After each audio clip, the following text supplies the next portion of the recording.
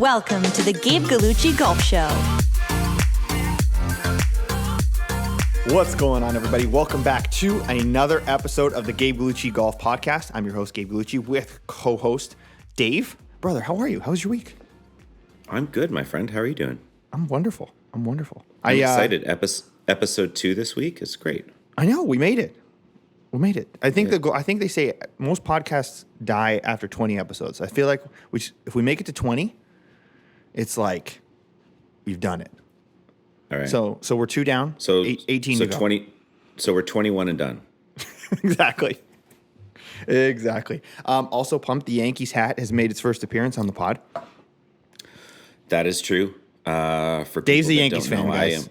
Dave is a Yankees fan. I'm a Toronto fan. Yeah. We're battle of the AL East here. I'm slowly working on converting you to a Yankee fan. I figure if I just keep buying you enough Yankee gear that you have to wear, then eventually we'll just bring you over to the dark side. Oh man, I don't know if I could ever make the full jump. I really, honestly, the heartbreak when I thought we had Ohtani. I really did. I thought we had. I was fooled by Twitter. I was on the Kool-Aid. Yeah. And then quickly realized we got rug pulled. But you guys got Juan Soto, so congratulations. Thank you. Yeah, we just need to upgrade some pitching now. But I feel better about this year than I did about last year. Yeah, last year wasn't great. Let's see. Do you guys still have your same head coach? We do. Yeah. Oh, really? Okay. Cashman's still the GM. No coaching changes. So Boone's still the guy. Boone's our guy. Yeah. All right. But I would like to see the Yankees get rid of Stanton, but that's a big contract. that's just me. Yeah. Maybe Toronto wants him. Listen, I take him. We'll trade you guys for some chicken. You send us some chicken, we'll give you Stanton.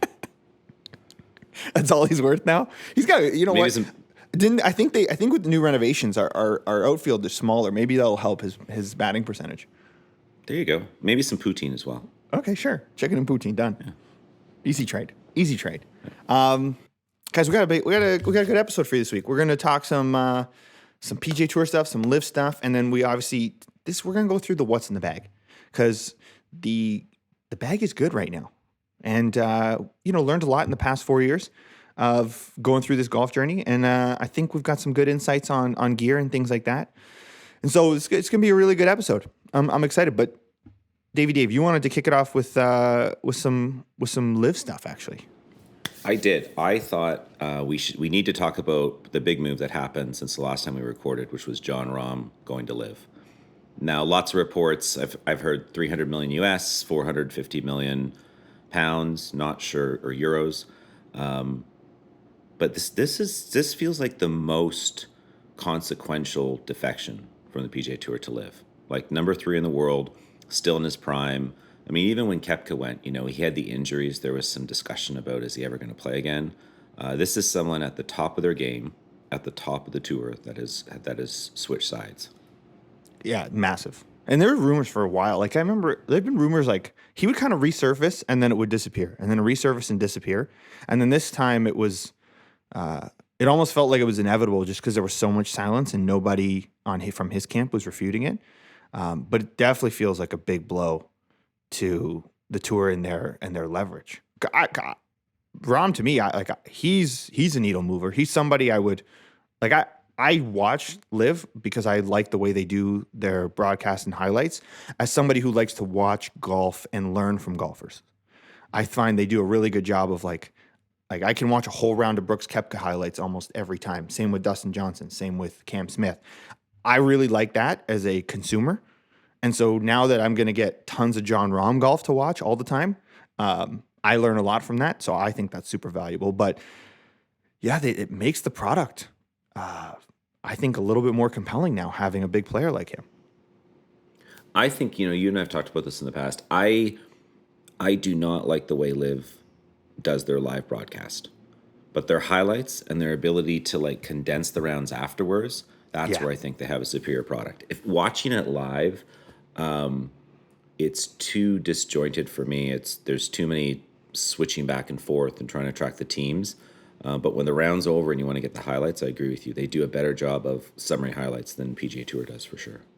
Yeah, and when they were doing the original broadcasts on YouTube, I really like that because in Canada, we don't have PGA Tour Live anymore. they shut that product down. As soon as they shut that, first of all, well, you could go to old broadcasts, but skipping ahead was kind of brutal. It's so much easier to like navigate on YouTube. So I really liked when they were posting the full rounds on YouTube and you could go and like watch the whole thing. So now that they've moved off that, whatever, but the highlights are so much better. They post Bryson's like full 58 round. I think they let him post. They let their players get a little more flexible with what goes on YouTube, which I like because they don't have the same media rights issues. But I think I was listening to No Laying Up, and they did a big in-depth piece on this, and it was interesting. It was like, it kind of, because of the framework deal, and there's been some updates on that, it seems like there's going to be something done between the PGA Tour, this independent venture group, and the PIF before the end of the year. And maybe by the time this podcast comes out, there might have been something, because it seems like every day there's an escalation. Like, a deal's going to happen. I think this just gave the PIF more leverage. Like, and for Rahm, how do you lose? Like, if a deal doesn't go through, you've got your cash, and he's exempt into the majors, I think, until 2031. He's obviously has Masters for life. I think U.S. Open, you get it for life 10 or years? not. I think it's Not maybe for life. I think it's 10 years. Okay, so great. So, and then so I think what I saw, he's exempt till 2031 for the other majors. So he's got his cash, he's got this, and he's fine. And now they have massive bargaining chip in their negotiations, which puts the PGA Tour in a hole, which now leads to this other lawsuit that's come out with kind of some of the like the No Laying Up calls them the mules, which I find kind of funny. It's like not the name brand guys. They call them the mules. And have you seen the list? Have you seen the list though, Gabe? Like, I'm looking here, like Danny Willett, like legit player. Yeah. Shez, like there are some names here that we know. Wesley Bryan, Chev Reavie,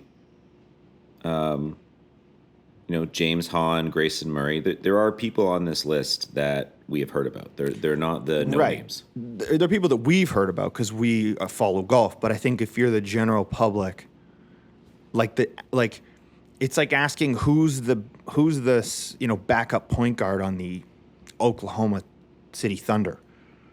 Yeah, fair enough. If he's starting, are you like, I don't know, because you're in the know, but you don't know. And I think that's like, that's where this is like so weird right now, because like, when you lose a big marquee piece like Rahm, it means that your other stars have to do heavy lifting. But then if you don't have, then there's this other crop of talent within the PGA Tour that needs to fill out the field. And they're mad now. And the problem is that they don't drive viewership. Right? But they want to make a living. And they need to make a living, but like they're not the reason people tune in. So, Wesley Bryan's probably an interesting case there, because I think his YouTube audience, like I wish I could see him more in tournaments. I got to see him at the Canadian Open. Like, he's somebody who's built kind of that persona himself, and with him and his brother, and I think like they drive viewership. But a lot of these other guys, like I don't think, and I don't mean it's no disrespect to them. It's just the way the narrative has been crafted around these players. I just don't think they move the needle. Yeah. Well, I thought, did you read the memo that came out, the lawyer's note to the PGA Tour? I think I saw a couple things on Twitter, but I didn't like really look at it. There's a couple statements here, and the one that I wanted to read. The PGA Tour players who have been kept in the dark about this process are the lifeblood of the tour. They deserve to know what's happening. So that was kind of in the middle way here. And then in the end, And then in the end, they say, we demand full disclosure of the details and analysis of any proposals by prospective capital partners, which should be shared promptly with all tour members. So, I guess their point is, the groups, including Fenway Sports that have made like offers, right? They have no aware or knowledge of like what are these deals being, like what's being proposed. Right. So aside from the policy board, it's tough because like a lot of these guys, nobody's watching a tournament to see if they are there, right? And like having worked in the entertainment business, it's like it's like I equate it to like touring, right? Like people only buy tickets to the brand name acts. If you don't sell tickets, you don't tour, right? Like in music, like you don't tour. And some opening acts move the needle. Some are just kind of like there and they latch on. But most opening acts are not able to replicate the sales that the main headliner is generating and is making it all happen. But those opening acts are not complaining that they can't sell out arenas because they know they can't sell out arenas. I think there's been a bit of a mismatch of like the hierarchy of like who actually drives the value. And I think there's that, and that's where it's unfortunate. Like, I think a lot of these players just don't understand where they rank from a like popularity standpoint. And what I love about golf versus maybe other avenues is that your popularity is directly based on your play. Like if you're a top 30 player, people care if you're there. But if you're not a top 30 player, then like work harder and play better. Like that's what I think is the best part about golf is that if you want people to care more, just like for lack of better words, go play better, go earn it. Like you can earn your way into the designated events. You can earn your way into all these things, right? Complaining about it, I think makes everybody kind of look at this whole PGA Tour situation. Like I think it makes it worse. Yeah, I think, if you take a step back though, I think there's a lot in that statement that is coming from, it's a buildup of a bunch of frustration that has gotten us to this point. If you think about some of the changes that have made to like the marquee events and some of the money that's being thrown around and the various avenues to get into them, what I've read is the problem for a lot of these players that sit kind of in, let's call it like 50 to 100 on the list, is there's almost no way for them to like break through because your designated events have so much money in them, but with smaller fields that. And the point, I think the OEWGR points are worth more too on those smaller events. So like once you're in, you're getting ahead, and then it. But then so like if you're a Wesley Bryan, you're saying, well, even if I play better, the avenues and opportunities for me to move up, it's no longer a level playing field, and that's where I think and I understand that point. And I think that's where a lot of the frustration from, call it the mid-tier tour players, is these days. Well, you don't want to call them the mules, Dave? The mules? You can call them the mules. I'll call them the mid-tier players. I just find that term funny. Like when you listen to No Laying Up, like when they call them the mules, it's hilarious to me. Because it's just like they've coined this term that now like everyone's kind of jumped on. But you're being very nice about it.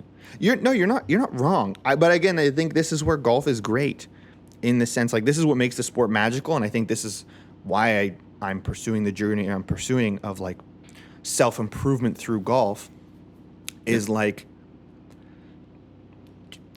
just go play better. Like no matter how hard the avenue is, right? Like at the end of the day, if you are shooting the better scores, you will find your way. Like Ludwig Aberg comes out of college, like the PGA Tour they give him some starts, they give him some help, but at the same time, like he goes out, shoots the scores, does it. Now he's one of the guys, right? Like if because in music terms, right? When I would see they create stars by throwing a bunch of money at them, right? And they make you believe somebody's popular, but it doesn't necessarily have to like be replicated with performance. With golf, it's like the guys who are up there aren't up there just because they're popular. They're up there because they're really good.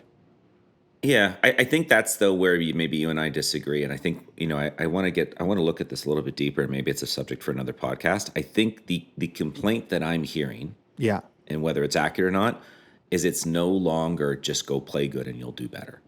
Like the issue is because of the way they've structured these tournaments and because of the way they've structured the money. It's taken away some of the meritocracies, right? Exactly. So.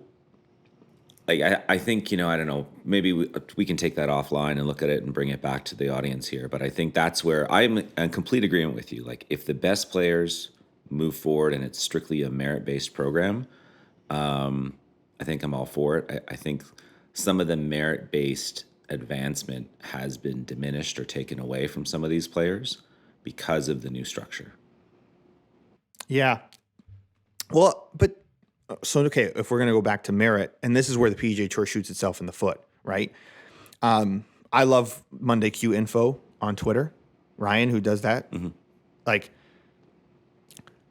that, in my opinion, is the big issue with a lot of this. Also, too, when it comes to the PGA Tour as a product, they do a terrible job of telling the stories of players that aren't at the top level, because they could also make you care about plenty of other players. There are amazing stories that like are covered by this one guy on Twitter, so much better than the PGA Tour.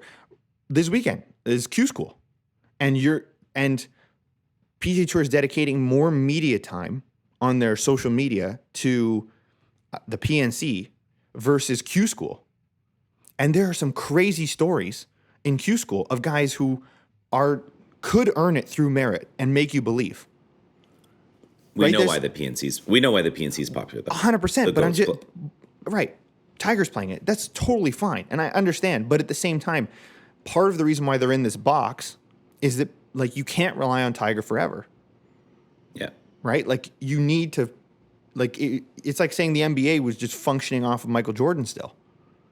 Right? Like you have to cultivate other personalities to make it vibrant and make people watch. And I don't think that's fair to Tiger that he has to bear the brunt of being the only thing that drives the needle all the time. Yeah. Right? So there's all these stories that they just don't cover. Yeah. And they spend $0. And it's like it's not that hard to put together a little like social media team and develop the stories. Like there's this guy, Aldrich Potgieter, from I think he's from South Africa. He shot like a bunch over par on the first day of Q School, and then shot 63 second day. And he's apparently like a stud. Like he's going to be unreal, right? And it's like let's showcase that. Like let's pump some money. Like have people on the ground. The fact that I think LIV did a better job of doing their promotions event coverage, right? Like they did a whole hoopla for the guys trying to qualify for that. And like with Q School, it almost feels like unless you're a golf nerd, you don't know. You don't even know what's going on. And you don't care. And then that's why these guys get called like the mules, because people don't know about them. And they're great players and they have great stories. But I don't know. That's just kind of where I sit on it. But I'd be interested to see what, like, you know, kind of what you're saying. If it is this year with the designated events and everything, if it is unfair with how it just becomes like the top 70 guys, and it just, you know, it kind of squeezes out some of those players. That would kind of suck. Last like LIV PGA Tour topic before we move on to your bag. Who is next to break in your mind to go to LIV? I mean, Rahm's got a team. He's there. We know we need to get more players over onto the tour because he's got a brand new team. Yeah. Well, Finau was the rumor, but he's committed to the next season. Tyrrell Hatton apparently is committed to the Sony Open. So those were the two that were rumored to jump with him. Now he could also jump. But see, Hatton, the first LIV event's in February, so Hatton can play. Exactly. Yeah. Get some more OWGR points. But you're right. He can play those events in January and then jump and get his OWGR up and things like that. Because, like, I think for guys who don't have majors exemptions for a while, it's a bit tough because you can basically get you got to play outstanding at the majors. Yeah. Otherwise, you're kind of in a tough place, which is why it makes sense when, like, you know, Cam Smith wins the British Open and it's like, okay, cool, I'm exempt, I'm in. You know, Rahm's minted now, having the Masters and the U.S. Open. So, you know, Koepka won the major this year. He was already exempt going in, but I'm saying, like, now even with him winning, it's like extra cake. So I don't know. Cantlay was one of the guys people were rumored, but he's apparently leading a lot of these merger talks. Yes. So I'm not sure. Who. I don't have enough of the kind of inside scoops. I have heard Wyndham Clark from some people, but again, I don't know if apparently that's credible or not. Victor Hobb Hovland's name has been thrown around. See, it'd be interesting. Because I think with some of the international players, like Hideki could be one. Because LIV's advantage is they can do global events, right? The PGA Tour with their sponsorships and everything, they just can't do global events the same way. I think because of TV contracts and sponsorships and all that, right? Whereas LIV can kind of be more Formula One and jump around. And I think if you're a player from a non-traditional market like a Norway or a Spain or anything, I think like now Rahm is going to be able to do. They were at Valderrama, right? So last year, so now they're going to go back to Valderrama with Sergio and Rahm. Like that's going to be nuts, right? Yeah. So if you can, like, I don't know, it'd be interesting if LIV would hold a Scandinavian tournament and go to, where Hovland's, like go to Norway or go somewhere where these golf fans have just never seen it, right? Like you saw how good Australia did for them this year. Yeah. I think LIV Adelaide, I think they sold out already. I saw something like they had already sold out tickets or something for it. Could be wrong, but may have to. That may have to be a 2024 goal. You and I may have to go to a LIV event live, see what it's like. Well, they were supposed to have one. So I have some inside scoop on I heard from somebody who works at a golf course that there was a Canadian LIV event before the Mickelson stuff dropped. There was a course that had like a down payment. And allegedly, this is all, from a legal standpoint, this is all alleged. But there was supposed to be a Canadian event, but then when all that Mickelson stuff happened, and they had to pivot, and I think that initial 8-event series got totally changed. But yeah, there was supposed to be one in Toronto, as far as I heard. So if they do one, I'd be interested. I've heard it's a good time. Check it out. Should we jump into what's in the bag now? I think that's a great idea. All right. Gabe's what's in the bag. What's in the bag time. Okay, so gear. Gear's great, but gear's also been quite the journey the past couple of years. Trying to find the right alchemy of tools, I think in music, what I found is finding the right secret sauce that works for you. I went through this already in my music career because what we do on my side, in the engineering side, right? The tools I use to mix and master is very much similar to assembling a golf bag, right? You have your different pieces that do different things, and it's the combination of those that kind of makes up who you are and accentuates your abilities, right? I struggled a lot to find that in golf quickly, and I think for the first time, I have gear peace, as we said on the last pod. I haven't had gear peace ever throughout this journey. Part of that was because there were limitations in my swing in my body, and I was fighting. There were times when I didn't understand if it was me or the gear, and there were times when it was me and times when it was definitely the gear. And understanding that took a while. But it's been really nice now to finally have a bag where I go this is 100% the best I felt about my clubs. And that has been very nice. Yeah, definitely. We alluded to it. You are by far the happiest I've seen you with your bag. There's no late night phone calls going, Dave, I think my 4-iron's fucked, or Dave, I think my 3-wood's wrong and I got to replace it. So yeah, well, and again, I like the experimenting, and the experimenting is worth it. But okay, so here, well, let's go through the bag first, and then we can kind of dip into how we got to some of the things. So I'm playing a top of the bag. I'm playing a Rogue Max LS Triple Diamond. Or no, it's the Rogue LS Triple Diamond. I don't think it's Max, but Rogue LS Triple Diamond, 9-degree head with the Ventus Black 6X. Then I've got the Ping G4. Standard setting? Standard cog? -1. So playing it at 8 degree. 8 degrees. Yeah. Okay. And 45-inch shaft? To be honest, I don't know. I actually don't know the length. Wow. Okay. I know. I just, what? I've had this Ventus shaft for 3 years now, and it just feels great and it works well. I probably should get Rich to measure it at Genuine. He has measured it, but I don't know. I can't remember off the top of my head what it is. I just know that this works for me. This shaft. You know what?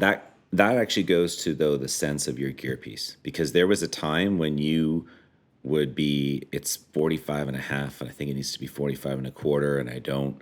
So the fact that you don't know and don't care tells me it's the right club for you, because you're not worried about it. Yeah, and it's like, well, and originally I was playing the G430 with it, with the Ventus Black, and I cracked my 430. I had a 10.5 LST turned down on the flat setting, and it was great. And while I was back home in Toronto all summer, playing and doing all that, it cracked on me one day. And so as I was waiting for it to send in, I was playing rounds with my brother, and he's got the Rogue LS Triple Diamond in a Tensei 1K white. And so I was using his driver for the tee shots, and it was unreal. Like it was noticeable. And he and I have been playing, and I was using my driver, and then like the next day, it cracked, and so we were playing again, and it was noticeably just better off the tee for me. Like less curve. I think the big thing I've always had to fight sometimes with driver is like playing almost too big of a cut sometimes and not being able to commit to like hitting a straighter fade. And for some reason with the Rogue, I could do it. And so I looked on Facebook Marketplace and found one for $200 and retipped my Ventus and put it on while I was waiting for the ping to get replaced. And I'm still waiting for the ping, so I have just been using this, but I don't know if the ping's ever going to go back in at this point. Your launch windows with the Rogue seem better. You seem to be hitting the ball higher. It's coming out at a better trajectory. Yeah, a little more ball speed. It's a hotter club. It feels very stable. Like I would say, coming off a ping, like the ping is so stable. Having played the Stealth in 2022, doesn't feel as stable, but when you crush it, it's like the best driver ever. I feel like the Callaway almost feels like it can serve in that middle spot of like it's hot, but you can keep it on the planet. Yep. It doesn't like it's still got the home run ball, but it's also very stable. So when you have a day where it's not perfect, you're not dying out there. That's what I really enjoy about it, and it's been great. So honestly, I don't know. I don't even think anything's going to replace that for now. Maybe the new Callaway driver, I'll give that a test, but I honestly have no desire to change. So that's been really good. We can check the box on driver, which has been amazing. Woods are the Ping G430 3-wood, and I have the Ping G430 3 hybrid, 19 degrees, and then I think it's 15 degrees is the 3-wood. And those are great. Have them in the flat setting, standard loft, with the Ventus Black. 7X, and I have a 10X, the hybrid shaft. In 10X, that is a big boy shaft. Yeah, it's the same. It's the same one I've had since for 3 years. Like once I went to the Ping Woods, because of the flat setting, like in my opinion, there's no other 3-wood or hybrid I want to ever even look at because of the way it sits so flat.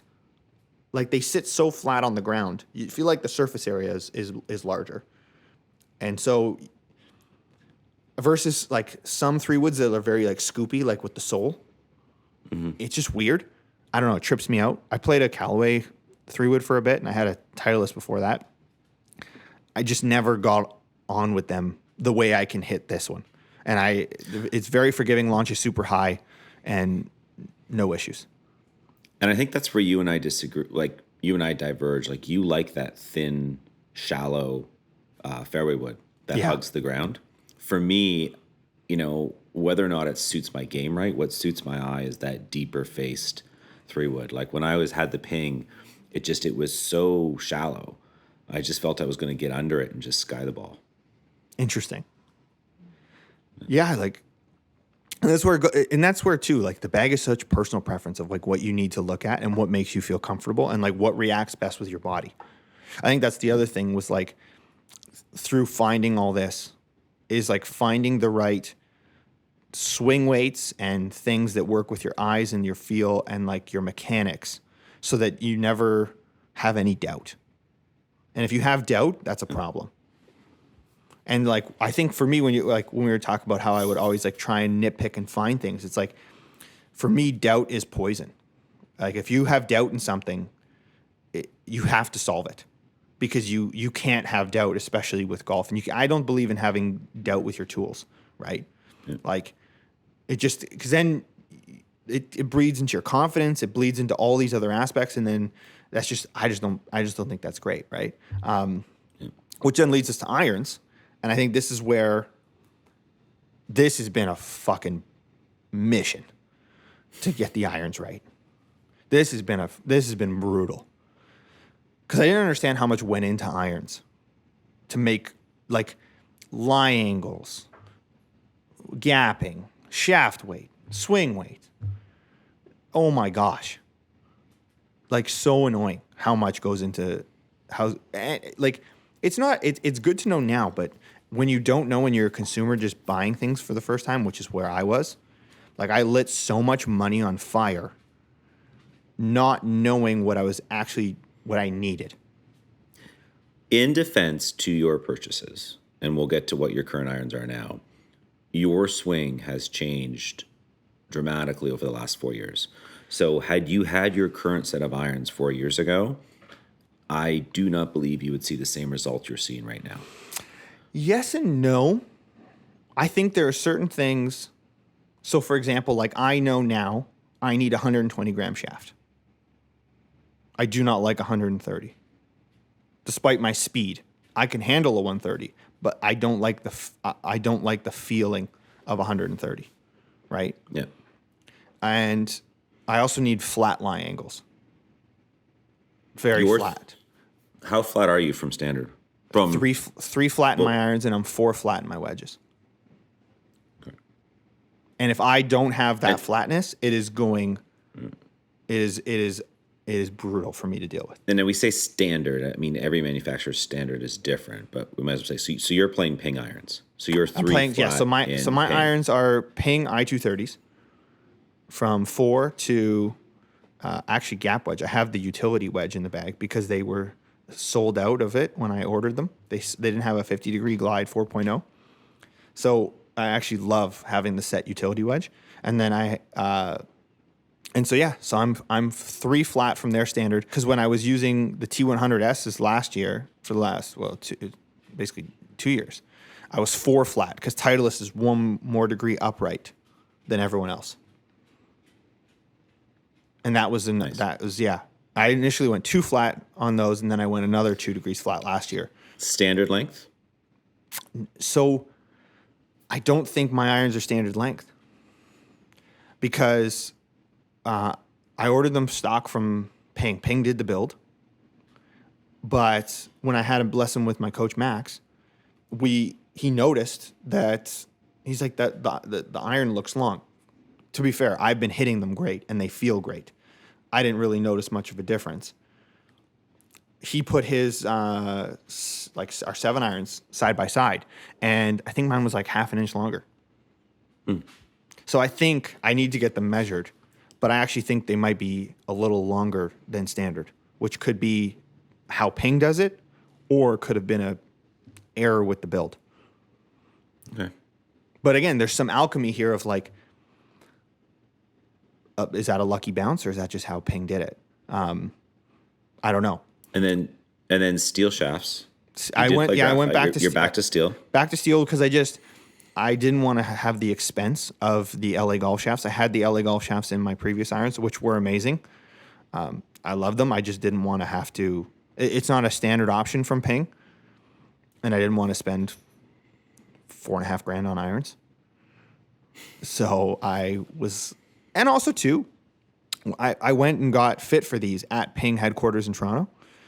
And the only thing they had to offer really was like stock-ish shafts. Like, they didn't really, unlike other places where I've been fit before, they don't really go into like the really expensive aftermarket stuff, or they don't really like try and load you up with all these crazy options. They kind of just have a standard set of tools that they go after, and they work within that. And I kind of like respected that, of saying like, no, like they developed their own shafts for their woods.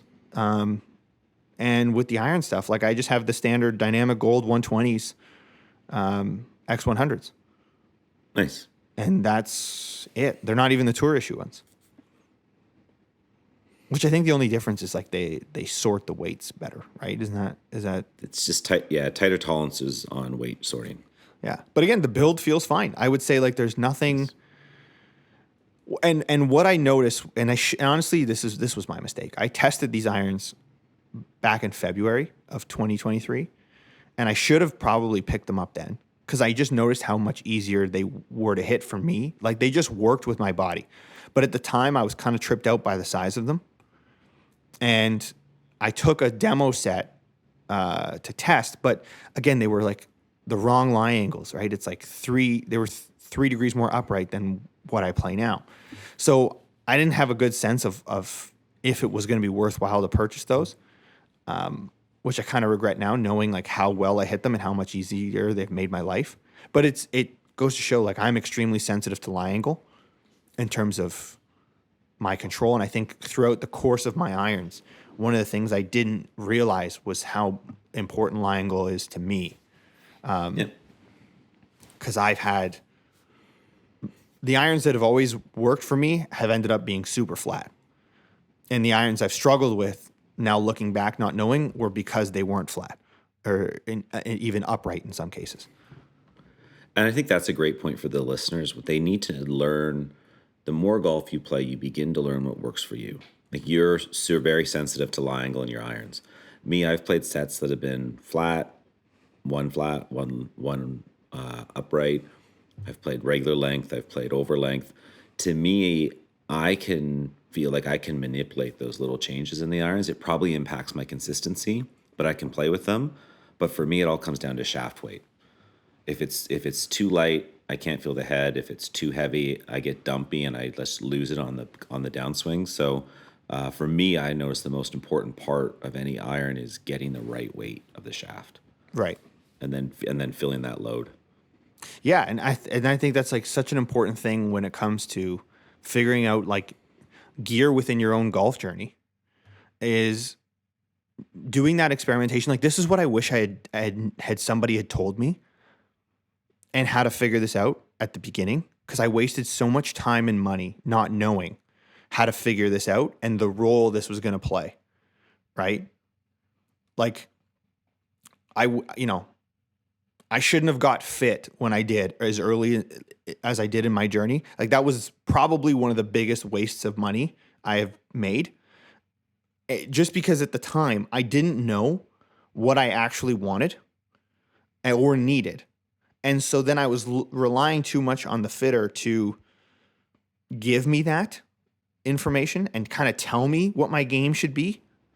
And then when I take it out onto the course, I realize, this isn't who I am, right? And so then you start morphing your swing to the gear to make the gear work because you've spent this money. And I think that's the box I kind of found myself in year one when I got custom fit and I had these clubs, and it was like I made it work with that gear, but that was not a maximization of who I am. But the gear, like the industry's so gear focused and so much pushing like go get fit, go do this, spend, that'll be the Band-Aid. And it's like, well, no, it's like that if you don't understand who you are as a golfer, how you want to play, your strength level, your flexibility, your rate of improvement, kind of what you're saying too, right? If you're somebody that is trying to improve, then you can also box yourself into a corner getting fit at one point, and then 3-4 months later, you might be too strong for what you have, or the launch window could be totally different based on your delivery changing drastically. Like I've seen it through gear, like through like grip changes, strength changes, flexibility changes, all of these things. You know, I had a set of irons that I was backspinning. Like I could backspin a 7-iron with my Callaway Apex 16s at one point because I was so flippy. Then I got to a point where my delivery changed so much with them that I could hit that same 7-iron that I could only hit probably 165, 170 yards. I was hitting it 200 yards at Ryan Hawley's place with almost taking spin off of it because my impact was so much better. Now, if I had been fit during that window, I would have spent a whole bunch of money trying to jack the lofts to drop that spin on the flippy swing, to then by the time I got to the good swing, I would have been screwed. And so you can be chasing the wrong things and spend so much money and get totally lost. And I definitely got lost for a little bit, not understanding if it was me or the club or how to really go about doing that. And that sucked. Yeah, and I think that's part of it too is the industry we're in, right? Like golf's a game where we're always searching for something. I guess the average consumer, I mean, that's how they sell us a new driver every year, right? Yeah. Yeah.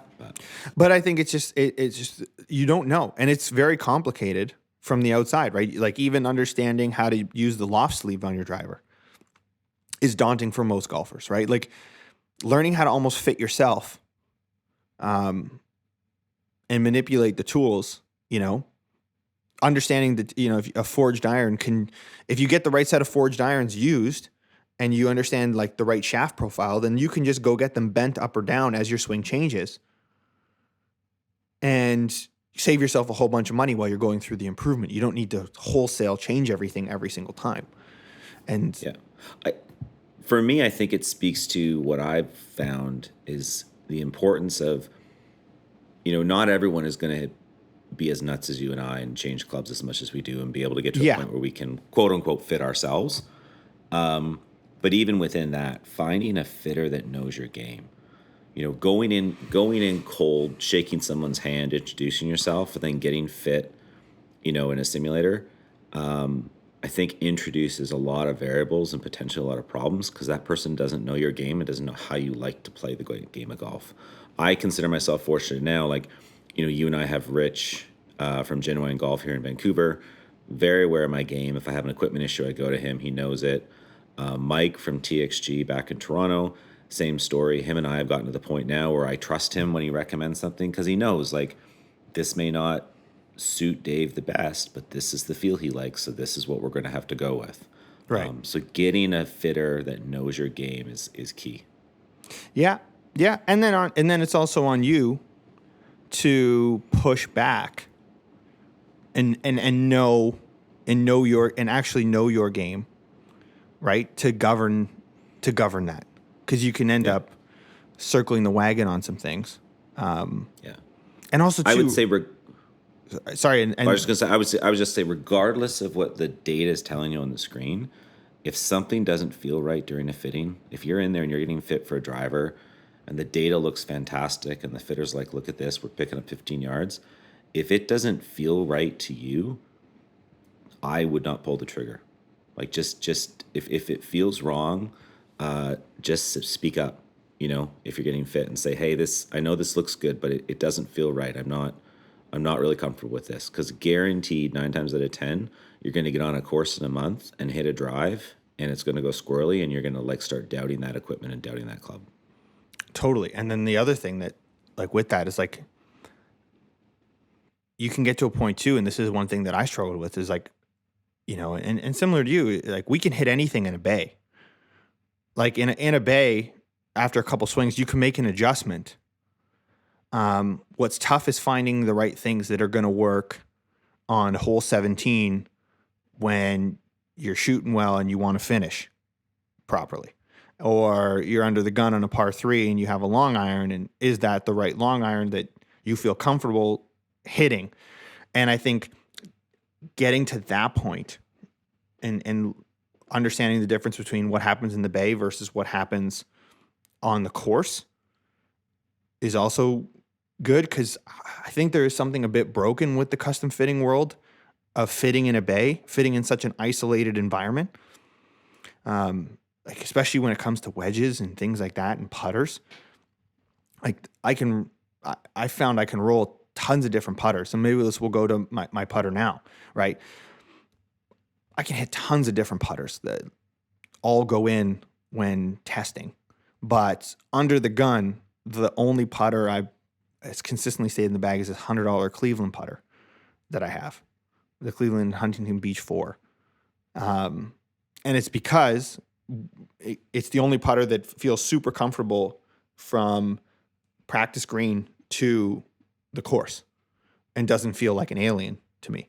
And that was the thing I didn't like, was when I would test things and then you take it out in the course and you go, no, it's not it. Or while I was hitting these bombs, why am I not comfortable with this? Right. So I think, and we should say you tested it and said, this is the putter for me, but then you went and verified it on Quintech with Rich. And the interesting thing was your feels and what you were feeling proved out in the data, which was good reinforcement. Yes. Yeah, which is good too. Because that was like having those Quintic numbers, it would like everything was in the like, in Quintic it gives you different colors. And if you're in the blue, it's like robotic level. And this putter, for some reason, it's $100 from Cleveland. Thank you very much. And I've tried to replace it. Like I tested out a Scotty Cameron Phantom 5.5 this summer. I even bought the TaylorMade Spider Scotty Scheffler Proto, with the milled face. Yeah. Great putter, phenomenal. I actually think like I wish the spot, because I've had plenty of spiders before. Really like the spiders. They're great. I tend to pull spiders a bit left for some reason. I don't know why. I thought this one might be a little different because of the weighting. That's why I wanted to try it, because the way they built this is it's supposed to flow like a blade. They move the weight forward, so it's more forward weighted versus right. And so I thought, okay, well, could I get a potentially more forgiving, slightly better version of my Cleveland out of this? And it's good, but it's not as good as the Cleveland, which is funny. And I think that's the other thing too. Price is not necessarily the determining factor of better. Like I've had Mura irons that were very expensive, and they weren't better for me than although the pings are pretty expensive now. But they weren't better than my Callaway Apex Pros that I bought for $500. They weren't better for my game. So I think there's, go ahead. So let's summarize. So Callaway Rogue Driver, Rogue LS, Ping G430 fairway woods. Yep. Ping I230 irons, 4 through gap. And then Ping Huntington Beach putter. So we're wedges. Wedges are left. Ping Glide 4.0 wedges. And I have a 55 degree, and I have a 54 degree. My old wedge was 54 degree, and a 58 degree sand wedge. But the sand wedge, which is really cool, or the lob wedge, sorry. The lob wedge is the I2 grind. So it's the offset and the big toe and the whole. Yeah, it looks like a bat wing, which is hilarious. And I honestly ordered it on a whim because at the fitting, I tested it on they had a little chipping green area, and on chipping and pitching, it felt like a cheat code. And apparently, the way it's designed, the way it goes through the rough, it's like butter. And that's what the guy was telling me at the fitting. And I said, okay, I'll try it. And initially, when I ordered 2 lob wedges. I ordered the standard one, and then I ordered this one. And when they processed the order, they didn't charge me or give me the other lob wedge. So I only got this one, and I'm glad they did, because it's unreal. I almost wish they had the I2 in the entire 430 set, like they had the I2 irons back in the day, because it goes through the turf. Because where I am, in the winters when I practice on the west coast of Canada, it is soft and brutal to chip in. Because if you don't clip it clean or have good technique, you are so screwed. I've fatted more wedges than I ever want to ever feel chipping there. And it's so much better now with this. Visually, did it take some time to get used to that different look? No, honestly. It looks, I think to other people it looks weird. Like people I play with, they're always kind of like, what is that? Because it looks like a bat wing. And they're always kind of like, what's going on? But honestly, it's totally fine. Nice. I would even potentially put my sand wedges as that grind and move to having that in my 54 degree. That's how good it is for chipping. And on full swings too. Shaft wise? What? 120x100. So it's the same. Oh, so same as the irons, spun through. Same as the whole way through. Nice. And then ball. That's... Ball is... It was a TP5X. But I've been trying other balls right now because I'm curious. I'm back to the Chrome Soft X for a little bit. I do have 3 hole-in-ones with the TP5X. Only ball. I have 3 hole-in-ones, and I've only gotten 3 hole-in-ones with a TP5X. Because I was testing potentially different putter options and different things, and now my spin windows are different. With the pings, I was trying different balls to see if there's like potentially a better fit now that my irons are different and launch windows. But that's what's interesting too with these. Then the lofts on my irons are the stock lofts, which is great because when I was using the T100Ss, they were 2 degrees stronger. What's interesting about the 100Ss versus the ping, I haven't seen any distance loss, even with 2 degrees stronger lofts. 2 degrees weaker lofts.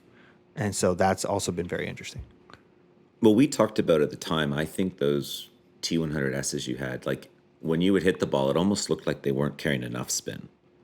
No, I think the added spin from the pings, yeah, it's really helping you. Yeah, like I would run into issues with those. Like there's one tournament I played where like I overshot like every par 3 by like 15 yards.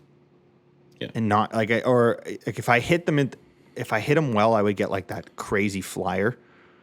Yeah. Which sucked. My front to back dispersion wasn't great with them, and I didn't like that. What I loved when I went and tested the pings, and this was kind of like the thing that iced it for me, because I didn't get to try them on the course or anything like that. But I just kind of went with them, is that my standard deviation numbers were just silly. Like my peak height was plus or minus like 3 feet, which was insane.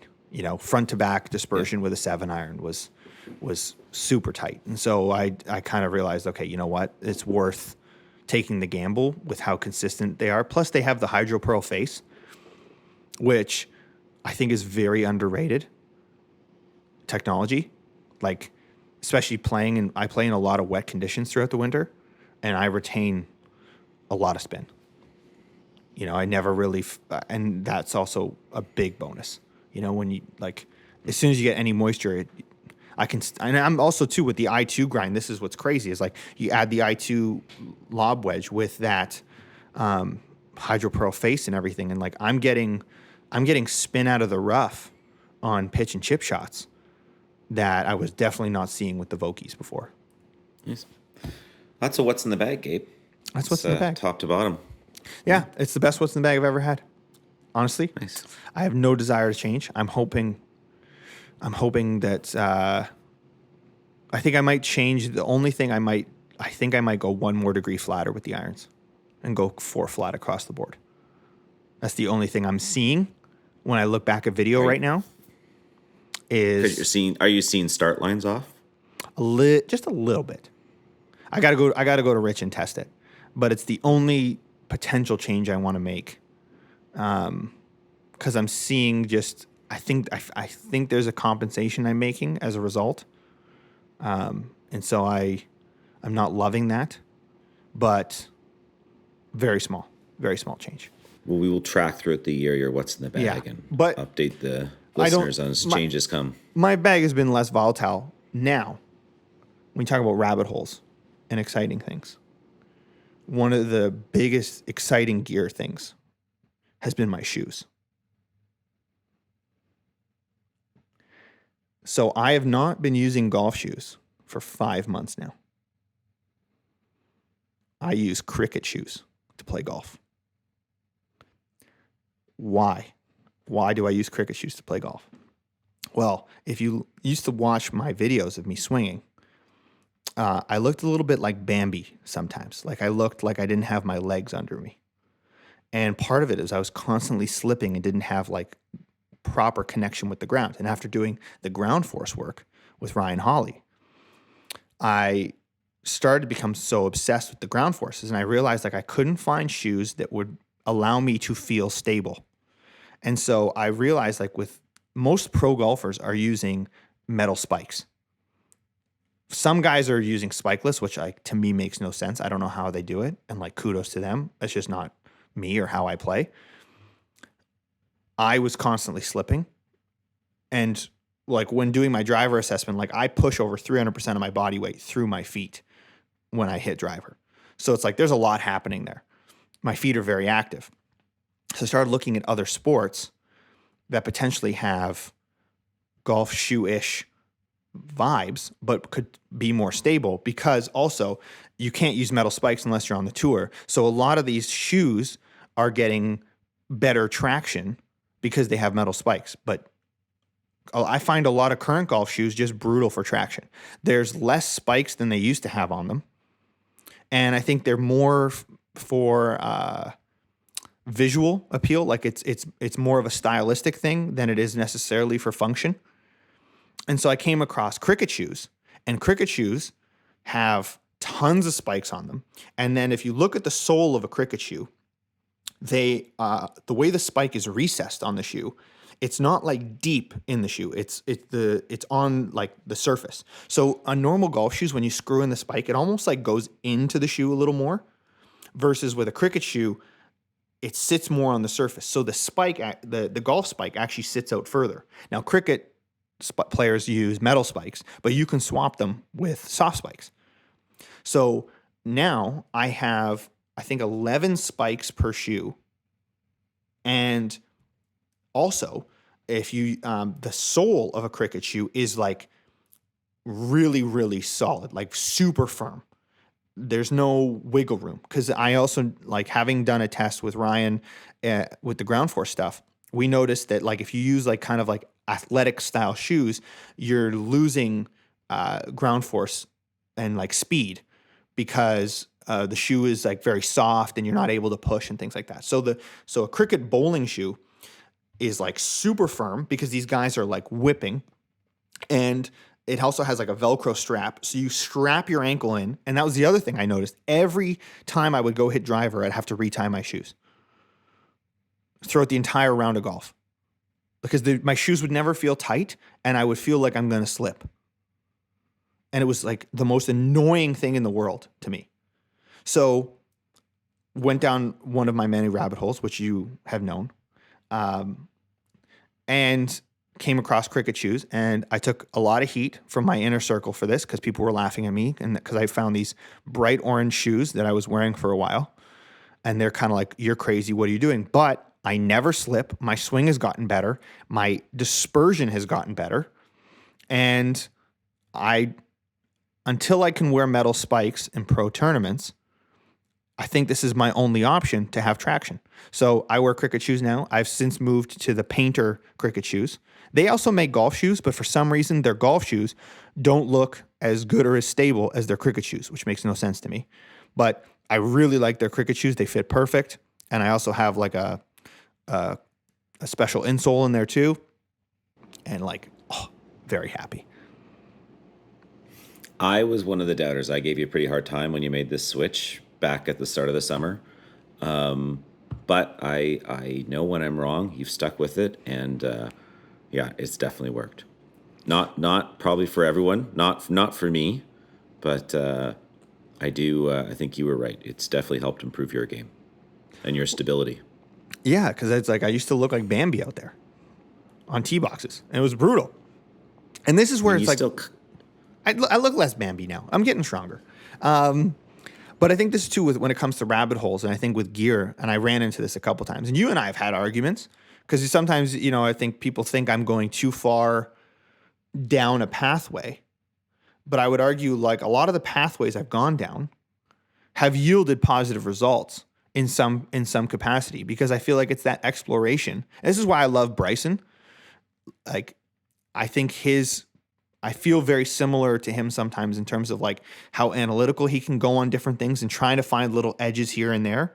And, for example, like these shoes, right? Like, we can only connect to our golf swing through two elements, right? How we hold the club and how we stand. And I think shoes are such an underdeveloped part of our gear that we don't realize. And I think everyone's like so concerned with the aesthetic that they may not necessarily go with the function. And I see so many guys at the range all the time wearing these athletic shoes, and they get really upset that they're hitting the ball poorly. But I can see when they're swinging, right? If you look at their feet, they're rolling to the outside of their foot because the shoe is so soft. And knowing what I know from working with Ryan, it's like as soon as you start going to the outside of your foot on the backswing, like now you start sliding, you go outside of yourself. So I don't know. I love trying to find these little things that can like add up and make a big difference. And I think shoes are a big part of your bag that people don't consider.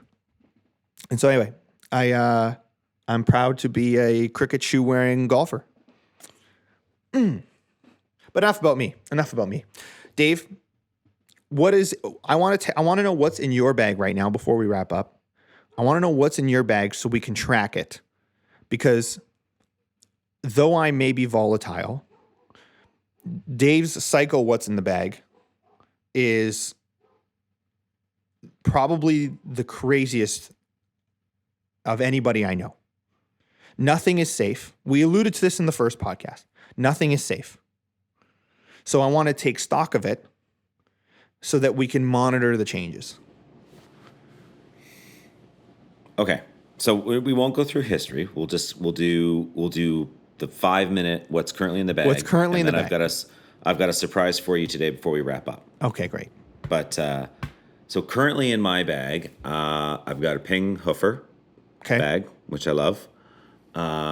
Wedges. We'll start at the bottom end of the bag. I've got a TaylorMade Mill Grind 4, 60 low bounce and 56 standard bounce. They're both 1/4 inch longer. All my irons are 1/4 inch long. 1/4 inch longer, standard lie angle, standard shaft. It's a dynamic gold 115 wedge flex shaft. Feels good. And I actually am liking the Mill Grind 4s with that kind of textured, face that they have on them now. Right. It is really grippy, and I'm getting a lot of good spin out of them. So those are the wedges. There's currently no gap wedge, so we're still. I'm bouncing between. Do I buy an MG4 gap wedge, or do I get a set gap wedge? And I haven't made that call yet. But iron wise, I have PXG 0311 Gen 5 irons. I went with the black face, the black head. I like it. It just it frames the ball really nice. And then I've got Nippon NS Pro 950 shafts in there, stiff flex. Has the black faded? Has the black faded on the irons at all? No, it's been really durable. I've liked it. That's really good. It's the wear, and it's been great on the wear. Solid. And so those go 5 iron through wedge. And then I've got a 3 and a 4 hybrid, PXG Gen 6 19 degree and 22 degree hybrids. They're both set to standard. Now, they're not with me right now. They are at Rich's in Vancouver. The reason why is this past summer, Rich put an LA Golf 85 grand hybrid shaft in my 3 hybrid, which I absolutely loved. So I went and saw him a couple weeks ago, and I brought him the 4. And I'm like, Rich, whatever you did, this is magic. Take the specs, build the 4 with an LA Golf shaft to match it. So he's currently doing that for me and getting that done. And then my 3-wood is a Sim 2 Plus, so the titanium model. Which was that thing's hot. It's a Canon, yeah, with a Ventus Red TR 6S. And then my driver is a Callaway Paradigm standard model, 9 degrees, set to 9 degrees, with a Diamana TB 6S shaft. Very solid. And then the putter is a Scotty Cameron Moto Newport. So made only to order Newport. This is the one when we talked about on the pod when you flew to San Diego without a putter in the bag, specifically to buy a new putter from the Scotty Cameron store. This gallery in Encinitas, yeah. Nice. So there's the quick version of my bag, and we'll see. Christmas is coming. You never know. Maybe January. I'm trying to think. Is anything safer? I have to say I have a hard time thinking anything can pull those irons out of the bag. I agree. I think those irons have lasted for how many sets of irons you went through previously. Yeah. Because you even tried to see if you had Strixon ZX7s that you thought that you got to try and beat them out, and then ended up that not being the play. Yeah. Yeah. What did you have before the PXGs then? You had the PXGs, then you had the Strixons. What was the one before that? Oh God, is it bad that I don't remember? What did I have before that? Because I bought the T100Ss off you. Right. And then is that when you went to the Ping shovels for a bit? No, the ones before that actually, because you bought the T100Ss off me because then I had the Mizuno 923. Right. The 223s. No, not 223 Pros, yeah. Yeah. 223 Pros, yeah. Right. Yeah. No, these Gen 5 0311Ps, the PXG irons, yeah, you talk about dispersion. My front to back, left to right dispersion has never been better with a set of irons. So for distance wise, like you feel like it's good for you. That's just great. Like for your swing speed and your game, they got plenty of pop. Yeah, it's been great. And what's I feel like the nice thing about them is I feel like I can actually like float them too. So like I can move it forward in my stance and hit an 8-iron 130 and just let it fly in the air and drop. Or I can move it back in my stance and actually hit a draw and hit the 8-iron 145 and get what I want out of it. So, which is great, because that's always the tough thing with those kind of clubs is like, can you still hit some of those like finessey shots? Yeah. With any touch and care. All right. So this is a freeze frame of the bag for now. Again, we are about to enter silly season with the driver. So I'm convinced that the Paradigm's days are numbered. The PXGs, I think the hybrids are okay. Gap wedge will be interesting. I actually don't think you're going to... You know what? This might be the most stable you've been as well. Because I actually... the wedges haven't been in for that long, though. I could see the wedges... If anything is questionable, I can see the wedges being questionable, especially if I find a gap wedge I like. Right. I think we're right around the corner from... the new pings are coming. I mean... New Vokies are coming, so we'll see. Cleveland's is it time for new Clevelands too? I don't know, but it seems like it. Every April, isn't there usually new Clevelands every April? Which wedges could be on the hot seat, and then your putter, the putter is just always on the hot seat. Yeah, maybe this one feels pretty good. And its previous its father is still kicking around the house, and I have to say before that I was about a year with the other putter. I had that PXG Bat Attack, right, which was a great putter. So yeah, but then I'll get a message from you that you're like testing a spider or you're testing the lab putter or something. You know, I tested a lab putter. I did not like the lab putter. Yeah, it's interesting. You said it was hard to keep online. I found it hard to keep online. I am curious about the new Callaway, the Odyssey, the AI one. I tried them. I don't know. I didn't like it. Yeah. I think personally, I like that when they had the white face, that insert. Yeah. I really like the feel of that. I don't know if I loved the feel. Although you know what though, I think now I finally just found a putter that I'm so married to that like if it doesn't feel better than that, it just feels weird. Yeah. And so I don't know. I wasn't a huge fan, but they look cool. All right. So Gabe, we're going to try something here. I have not told you about this, but we're going to start something for the pod that if this works out, I feel we should finish every pod with this. Okay. You can insert cute music here later. Okay. But it's going to be trivia time. Trivia time. Gallucci podcast. Oh gosh. Okay. So, got some trivia here for you. We're going to see how well you know PGA Tour. So, this is 2023 driving stats.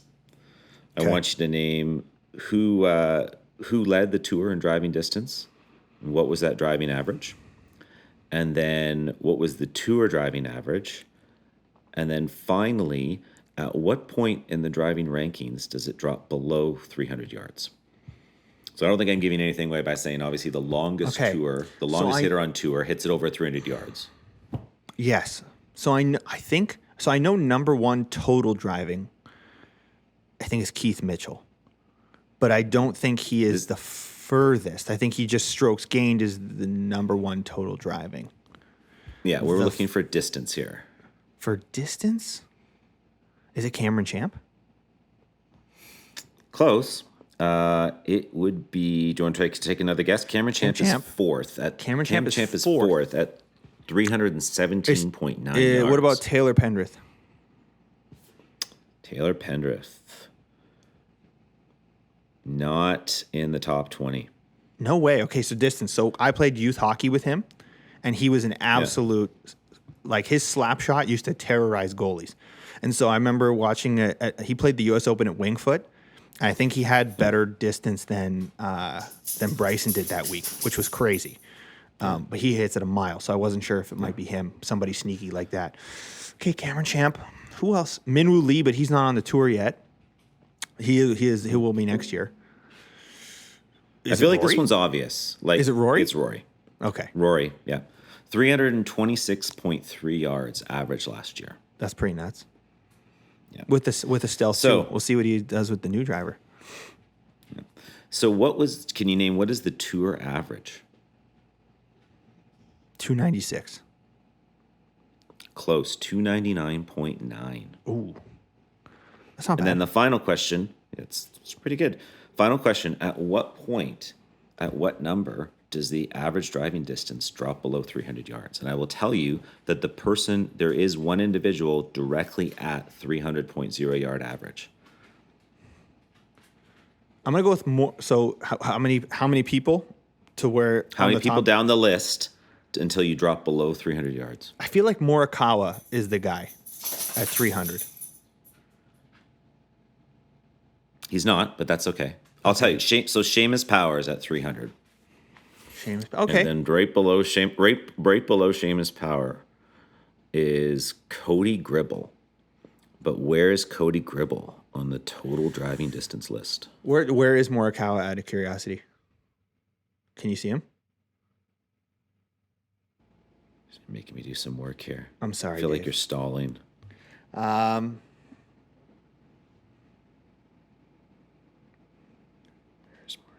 Because who averages? I think Morikawa. I think he averaged like 306. Maybe I could be wrong. Okay, on the list. I'm gonna go 50. Oh, 50. I'm gonna go 52. Interesting. But I think it's probably like 31. Wow, you got to go the other way. So 98th. 98th. Oh, really? Total More guys are hitting. Distance. Yeah, was 98th in total driving distance was Seamus Power at 300. 99th is Cody Gribble at 299.9. Oh, that's probably good. I probably should have. Yeah. You know what? Because I guess like when it comes to, you only hear about the top like 20 guys that really hit it and like top 10 strokes gained driving. And so I never think of like how many guys average well above 300. But that makes sense. Probably like 98 guys. That's pretty good. That's pretty good. Not so bad that's for my first we'll round see how of that trivia. goes, but that's trivia. I got to start studying now. Is that what you're telling me? We'll keep mixing it up. I'm not much of a school guy. That's why I did music. I only have to count to 4. Just repeat it. And same with golf. Like, you know, the highest score. Well, unless you get some bad scores, I've had to count pretty high a couple times, which wasn't fun. But it's all good. I think I've got racking my head on what we're gonna quiz you with next week. In the meantime, everybody, have a Merry Christmas. Hope you have a great holiday. We're gonna catch you guys on the other side of the holidays. Hope you guys are great. Did you ask Santa for anything? Any golf things, Dave? I will ask Santa for something here right now. What I want is more rounds of golf in 2024. Yeah. What was your total rounds this year? Do you have the app? I'm sitting at 19 right now. That's pretty good for you. That's not bad. Compared to what last year was, what, 7? I think there's an opportunity we'll sneak at least one more in here. So, very solid. All right. Yeah. Well, all right. Merry Christmas, everybody. Hope you have a wonderful holiday, and we'll catch you on the next one.